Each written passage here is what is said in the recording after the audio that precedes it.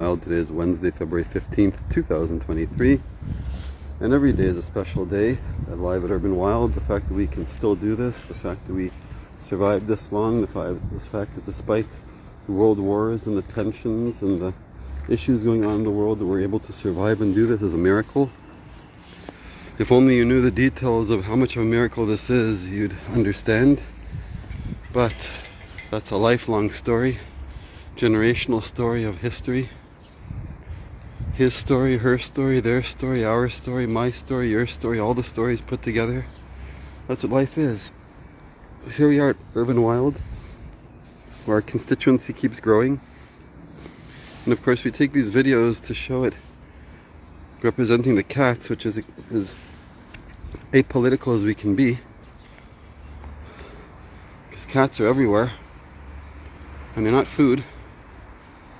And they used to be on the apex, they used to be the alpha predators, they used to be at the top of the pecking order in the jungle, in the wild, until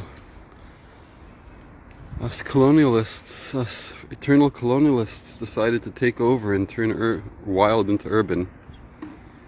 And now we have this, where wherever we go in the world there are cats of all sorts that are ferocious, but they're also timid, like this one who likes to be by my feet, will fight for the pole position to be by my feet, but is skittish about touching or about anything else. You'll find these kittens that have no logical way to survive in an environment like this. There's no one obviously taking care of it enough. No one individual, if it has to come out here to this wasteland to get fed. Or this little kitten here that's peering over wondering if it's safe. And all these other one-eyed cats and other kittens, or injured cats. This one is not injured, but just showing another kitten. The pockets of food. The ones that just want attention, and the ones that obviously need food, the ones that need medical attention, like Stumpy that's around here somewhere that needed his tail amputated, or this one over here on the bench that's still eating with the bent front left paw but seems to be managing, and all the different variations of the special needs that exist here, but just boiling down to the fact that they're all special needs because they're voiceless, because they can't vote, because there's someone else's problem. They're everyone's problem, but there's someone else's problem until someone deals with it. We have found, mostly by selfish reasons and mostly by accident, this miracle of a solution, which is to the concept of sharing is caring. And yes, all these make wonderful bumper stickers, and all these are great slogans, and they're wonderful ways to rile people up to take action, you would think. And I'm sure they have, and they do. We're just showing that if you talk less, also known as tachlis, or tachlit, which means the purpose or the bottom line, if you talk less and if you do, it's amazing the results you can get. So today we did a little bit different with the order that we put out the food. We started with the periphery, with the wall, which is why there's all these happy cats munching around along the wall, and less in the middle, which we'll focus back on. But it's about identifying with the them and not the us. It's about realizing that if we are someone else's them, why are we surprised that we're treated the way we are? Or that we don't have the community that we want, or the solutions that we're expecting, or however you want to define feeling like we're alone. Because with 8 billion people in the world and no place to hide almost, where we're being seen and watched and listened to everywhere, where there's people coming out of cracks everywhere, where there's nothing left in the wild, how people can feel more alone today than ever before in the history of time is mind-boggling. And this is also a byproduct of Corona, of COVID-19, but not of the actual pandemic, but by the reaction of people thinking that if we can maintain the scarcity mentality, if we can instill fear in people for their survival, we'll be able to control them better. Which is why we were told to socially distance, and to physically, which forces us to physically proximate to people we don't want to be close to. Meaning, when you're only allowed to go out to the banks, to the markets, to whatever else, to shop, and do things that everyone else is struggling to do, just like you see in any other kind of dystopian sci-fi, or not just dystopian, in the history when there's been scarcity, when people, representatives of families or groups used to have to go out and stand in the bread line or otherwise fight for food, and then go back to their families or to their tribe. The hunters and gatherers, We're meant to fight for scarce resources. So we're forced into the scarcity mentality even when there's such an abundance that we have nowhere to put the garbage.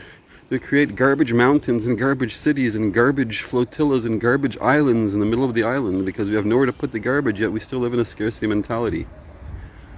We have no time to react to all these things because everybody knows all this. If you discuss most things with rational people, although who can be rational today? The Torah teaches us you can't judge somebody when they're under the influence of chemicals, whether under the influence of stress, or whether the influence of poverty, which are all three relatively the same thing. Meaning, it says you can't judge them by koso, kiso, or kaaso. Koso means their cup, literally meaning if they're intoxicated or otherwise drugged or chemically altered based on the foods they're eating. Kaaso, anger, meaning where they're fighting for survival or where they're otherwise deranged because of things not going their way. And kiso is their pocket, meaning their purse, if you affect them financially, meaning because of the scarcity mentality. But when we have an abundance, and when there's healthy food where people don't need to be poisoned or intoxicated, when there's no reason to be angry, there's a different fear. What do you do with all that spare time? Where the quote-unquote American dream leads us to the standard American diet, which is, well, we've got too much freedom and too much luxury. We'll end up like Wall-E, floating in space, obese, hooked up to a machine. Done right, it could be Avatar. So the sad truth is that it's up to us. That's the bottom line of this message today. It is time to stop blaming other people. It's time to stop looking to others for results, which is what we're trying to demonstrate here. Sometimes it's enough just to reassess what you have, where you are. As Dr. Darren Weissman would say, open your eyes and realize who you are and where you are. That everything is perfect. If you just focus on the reality, not what someone else told you, not yesterday's news, definitely not fake news, but also not traumas of the past. If you realize that today is different, today somehow these cats that 6 months ago would have not had any chance of surviving on their own, with the little efforts of the people involved, which are really very few people. I talk about us and we as if there's millions and millions of us, because in potential there's 8 billion of us. Or 100 billion if you look at all of life experience throughout humanity. Or if you look at other sentient creatures, because if they're giving sentience to robots and sentience to animals as far as a right, which I believe is not a mistake as long as it's used properly, not to take away rights from humans, but to give rights to all living and thinking and feeling things. Although I don't believe that AI and robots are part of that, but that's a whole other discussion. If we realize how simple it is to just reassess things, we have a project called Ugly, U-G-L-I, you gotta love it. Meaning if you take off the branding and all the marketing and all the waste in competition and in influencing others to want your way as opposed to their way, when you can get everything you need and a lot of what you want, isn't that all that matters? That is Club Chill. The spaces that we offer that is a chill zone. And our currency that we're going to calculate that is called the Barnes coin. All these things are mentioned in our comments. You can look them up.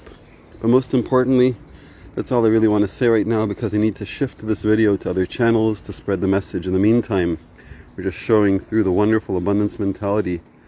Every day, new constituents. Every day, new kittens. I'm saying that, new cats. This one in the center here, this tuxedo cat, this white and black one in the middle, is relatively new. The one on the ground there, we've seen in the last few days, it seems like it might have a problem with its eyes, which is the only way how I identify it. That gray one has been coming for roughly the last week. And all these are happy new constituents, and this new ankle guard I have here is protecting me. So I'm going to sign off shortly and go to one of our other channels.